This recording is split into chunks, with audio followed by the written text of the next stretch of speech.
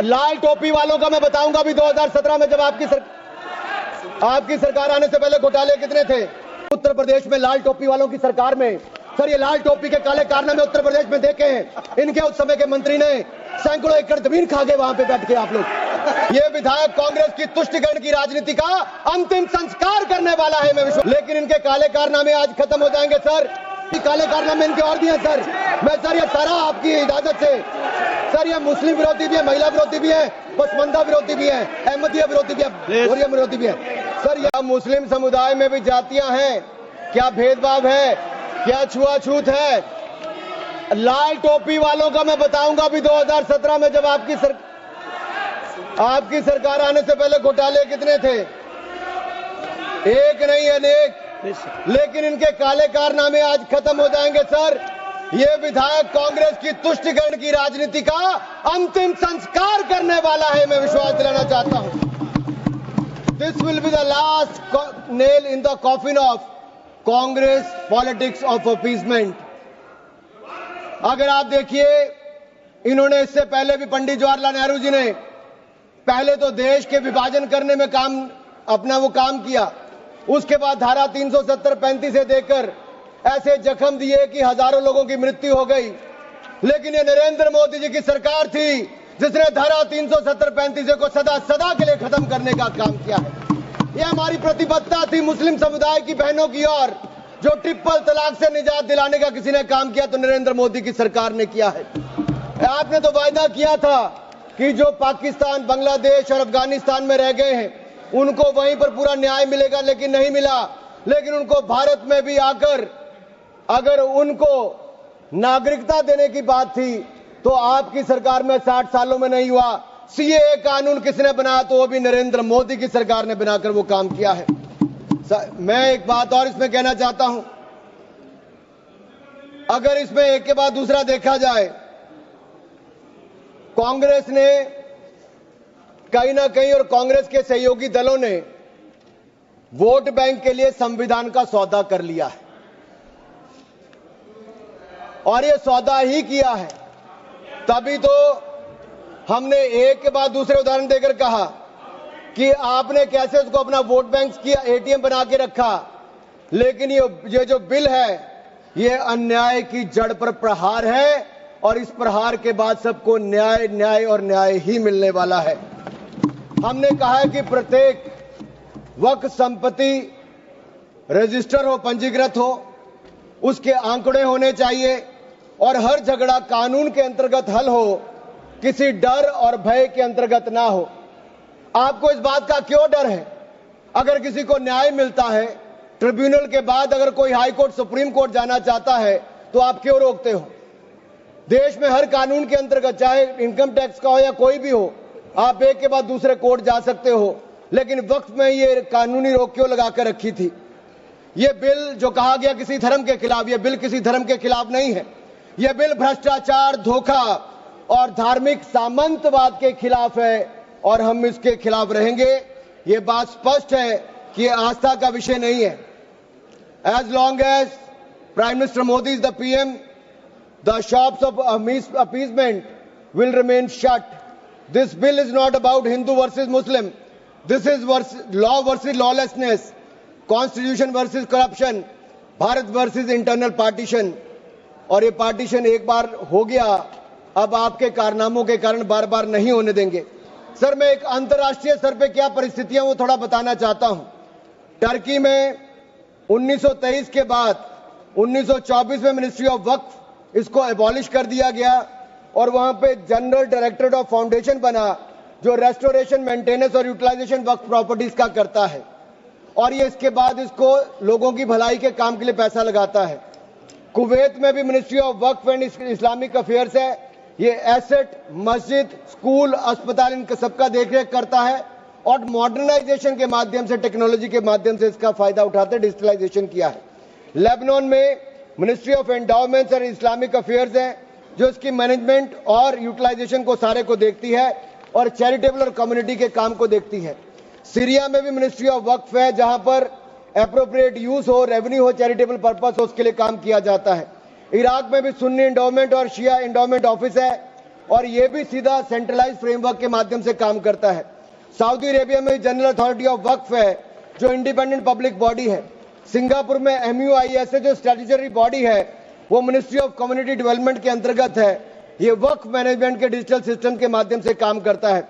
Indonesia में भी Indonesian वक्फ board है जो इंश्योर करता है अच्छे काम करने के लिए, उनके भलाई के लिए।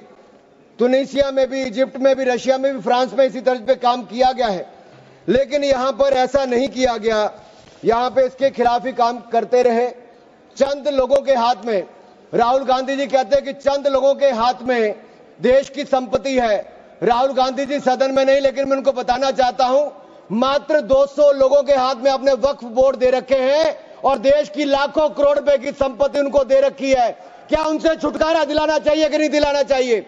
क्या आम मुस्लिम को उसका लाभ मिलना चाहिए कि नहीं मिलना चाहिए? क्या मुस्लिम महिलाओं को, बच्चों को लाभ मिलना चाहिए कि नहीं मिलना चाहिए?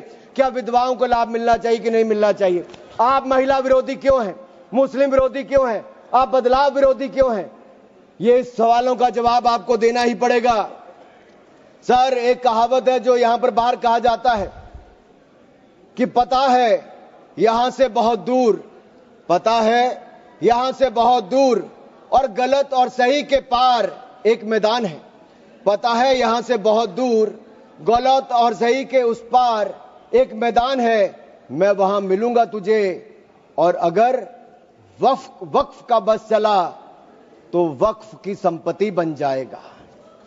यानी कि जिस पे भी नजर रखोगे वक्फ की संपत्ति बन जाएगा और उसमें से आपको इंसाफ मिल नहीं पाएगा, क्योंकि ऐसी हालत कर दी है। सर, अगर आप देखेंगे वक्फ की सच्चाई क्या है, भारत में ऐसा कौन सा कानून है जिसने आपका घर, आपका मंदिर, यहां के आपके पूरे गांव छीन लिए?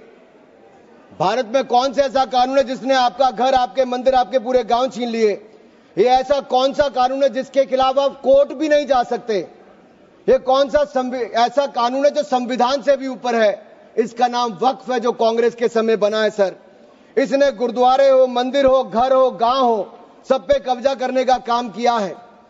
एक तुगलकी भी फरमान है सेक्शन 40, इसमें दान देने वाला किसी भी धर्म का हो सकता है लेकिन देखभाल करने वाला मुसलमान ही होना चाहिए। ये मंदिर में तो ऐसा नहीं है। सरकारें मंदिर का, ये कर्नाटक की सरकार है कांग्रेस की, 450 करोड़ रुपया साल का आप इकट्ठा करते हैं, कहां खर्च करते हैं? कौन जवाब देता है उसका? एक एक रुपए का हिसाब आपको देना चाहिए था। क्या किसी मस्जिद का पैसा आपने लिया? क्या किसी वक्फ बोर्ड का पैसा आपने लिया? लेकिन कर्नाटक में जो घोटाले हुए सर, उसमें इनके राष्ट्रीय अध्यक्ष मल्लिकार्जुन खड़गे जी का नाम भी आता है, जहां पर क्या सर, यही नहीं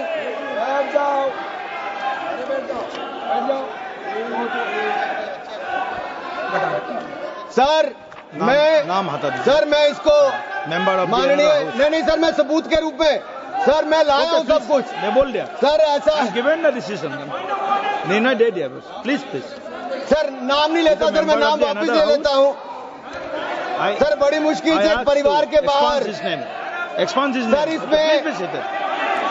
सर मैं टेबल कर देता हूं सर, मैं टेबल कर देता हूं सर। ये मैं टेबल कर देता हूं सर। सर, आपकी अनुमति हो तो मैं ऑथेंटिकेट करके टेबल कर देता हूं सर। जी नाम वापस ले लिया, 1 मिनट वापस ले लिया। ठीक है, 1 मिनट आप सब बैठिए, आप सभी लोग बैठिए, आप सब लोग बैठिए। माननीय वेणुगोपाल जी प्लीज सर, वी आर कौन सा रूल में बोल रहा है आप? to sir, 352. while a member is speaking to him of the नाम डिलीट कर दिया, बताइए। sir हमने कैसे नहीं नो 1 मिनट आप लोग मत बोलिए। माननीय वेणुगोपाल जी, हमने नाम एक्सपांस भी डिलीट भी कर दिया और उन्होंने भी वापस ले लिया। उसके बाद और क्या है? उसके बाद क्या है?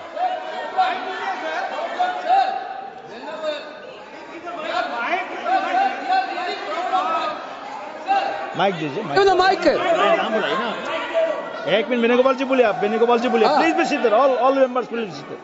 Sir, while he's speaking, he's totally misled the House. Not only misleading the House, he took the name of Honorable Leader of Opposition of Rajya Sabha here in a very bad way. We are really proud. Sir, we are really proud of that. We are having a Congress president who came from the grassroots level of this country.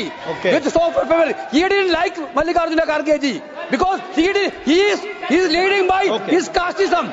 Okay, thank you that he- please continue, sir आज please माननीय सभापति जी, आखिरकार कांग्रेस बोल ने दिया, अपनी senior leader जातिवादी आप सोच को सामने ले ही आए। ये कभी जाति के नाम पे, कभी क्षेत्र के नाम पे, कभी धर्म के नाम पर बांटने का काम करते हैं।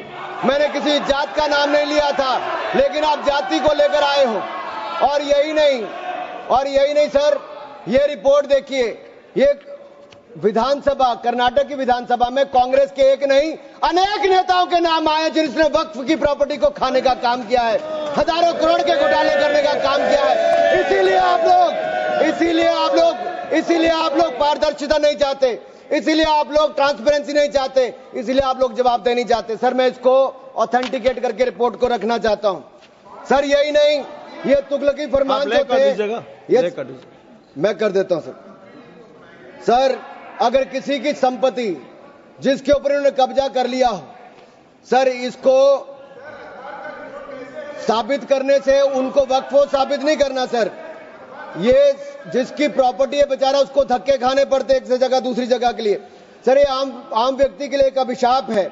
अगर सरकारी जमीन छीनी जा सकती है, गांव के गांव छीने जा सकते, तो आप कल्पना कीजिए आम इंसान की प्रॉपर्टी को कैसे किया जाएगा। सर नो ऑब्जेक्शन सर्टिफिकेट लेके जाना पड़ता है। सर वक्फ का साम्राज्य इतना बड़ा हो गया कि 9 लाख एकड़ जमीन जो लाखों करोड़ की है। सच्चर कमेटी कब बनी? आपकी सरकार के समय बनी। 2006 में उसकी रिपोर्ट आई। आप क्यों हाथ पे हाथ धर के बैठे रहे? क्यों बैठे रहे? उन्होंने कहा था कि साल का 12,000 करोड़ रुपए की आमदन हो सकती है। पिछले 20 सालों में 2.5 लाख करोड़ रुपए की आमदन हो गई होती। आमदन होती तो मुस्लिम महिलाओं का, बच्चों का और मुस्लिम समुदाय का भला हुआ होता। लेकिन कांग्रेस पार्टी ने भला कभी चाह ही नहीं मुस्लिम समुदाय का, केवल वोट की राजनीति करके रखा। सर ये कितनी है? मॉरिशियस जैसे 2 देश, उसके बराबर वक्फ बोर्ड की जमीन है। सिंगापुर जैसे 5 मिनट और मैं खत्म कर रहा हूं। सर मालदीव जैसे 12 देश, उसके बराबर वक्फ बोर्ड की जमीन है। सर लालू प्रसाद यादव जी जो सदन के सदस्य नहीं लेकिन आपकी सरकार में मंत्री थे, तब उन्होंने कहा था पटना की डाक बंगले की जमीन भी वक्फ बोर्ड खा गया, सरकारी गैर सरकारी जमीनें वक्फ बोर्ड खा गया। ये किसी और ने नहीं, लालू प्रसाद यादव जी ने कहा था। आप उस पर क्या कहना चाहते हो? ऑन रिकॉर्ड के पे कहा है। गरीब मुसलमान भी सर इस कानून का शिकार रहे। सर राजस्थान में रामगंज में वक्फ बोर्ड द्वारा मुसलमानों की जमीनें खाली करा दी, मुस्लिम महिला मर गई। उत्तर प्रदेश में लाल टोपी वालों की सरकार में, सर ये लाल टोपी के काले कारनामे उत्तर प्रदेश में देखे हैं। इनके उस समय के मंत्री ने सैकड़ों एकड़ जमीन खा गए वहां पे बैठ के आप लोग। सर यही नहीं, काले कारनामे इनके और भी हैं सर। मैं सर ये सारा आपकी इजाजत से, सर ये मुस्लिम विरोधी भी है, महिला विरोधी भी है, पसमंदा विरोधी भी है, अहमदिया विरोधी भी है, बोरिया विरोधी भी है। सर यही नहीं, प्लीज बैठिए, सर यही नहीं, आपका बारी आएगा, आप ये गरीबों के उत्थान के लिए तब भी कुछ नहीं कर पाए सर। आप बैठिए सर ठीक रिकॉर्ड रखने का इन्होंने कुछ नहीं किया सर। हम क्या कहते हैं, शिया हो, अहमदिया हो, महिला हो, पिछड़े वर्ग के मुस्लिम समुदाय के लोग हो, उनको इसका सदस्य बनाइए। आप क्यों उसको इसका सदस्य नहीं बनाना चाहते? आप मुस्लिम समुदाय में भी जातिवाद करते हो, उनके भी पिछड़े मुसलमानों को नहीं रखना चाहते। सर यही नहीं, sir Waqf is a state with in state. ये मुसलमानों का हक मारने का काम किया गया सर। यही नहीं सर, मैं आपको बताना चाहता हूं, जीरो अकाउंटेबिलिटी है वक्फ बोर्ड की, जीरो अकाउंटेबिलिटी। कैसा क्यों है सर? सर मनमोहन सिंह जी ने कहा था, कह सकता हूं, वेणु जी के नहीं कह सकता, कह देता हूं, पूर्व प्रधानमंत्री ने कहा था, आप सोच लेना किसने कहा था। पूर्व प्रधानमंत्री ने कहा था Muslim must have first claim on our resources. एक सदा हिंदू विरोधी रहे हैं, ये केवल मुसलमानों के पक्ष में किया, लेकिन आपने मुसलमानों के लिए कुछ नहीं किया। अगर मुसलमानों को पक्के मकान, पीने का पानी, अच्छी शिक्षा, भोजन, ये सब किसी ने दिया है तो नरेंद्र मोदी जी की सरकार ने दिया है। धन्यवाद। यही नहीं सर, सर 3 मिनट में और सर खत्म कर रहा हूँ। 1 मिनट में खत्म कीजिए। सर 1 मिनट में हो नहीं पाएगा सर।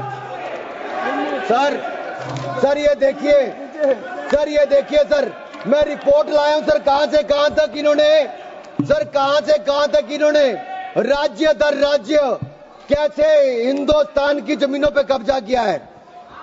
सर ये देखिए सर, आंकड़े आपको दिखाते हैं, एक राज्य नहीं सर, केरल में, सर केरल में ये कहते तो हैं कि ये वायनाड के बेटे हैं बेटी हैं, लेकिन वहां पे भी वक्फ का कहर जारी है सर। पापी वोट बैंक का सवाल है, आप वायनाड में भी चुप रहते हो, कुछ करते नहीं हो, और वायनाड का रहनुमा कहने वाली आज गायब है, और गायब है, और वहां पर भी उनकी संपत्तियों पर हो रहा है सर। इसलिए चर्च ने भी कहा सर, केरल में तो रोज ऐसे हो रहा है सर, बेलगाम हो चुका वक्फ बोर्ड, किसानों मजदूरों हिंदुओं की जमीनों को इविक्शन नोटिस दे रहा है सर। एर्नाकुलम में सर 404 एकड़ जमीन पर दावा ठोक दिया है, 604 पिछड़े ईसाई और हिंदू परिवारों के घर छीन लिए। त्रावणकोर में सर राज परिवार की जमीन खा गए। केरल में कांग्रेस और वामदल ने मिलकर बिल पास कर दिया। कर्नाटक में 15,000 एकड़ की कहानी मैं आपको बता चुका हूं।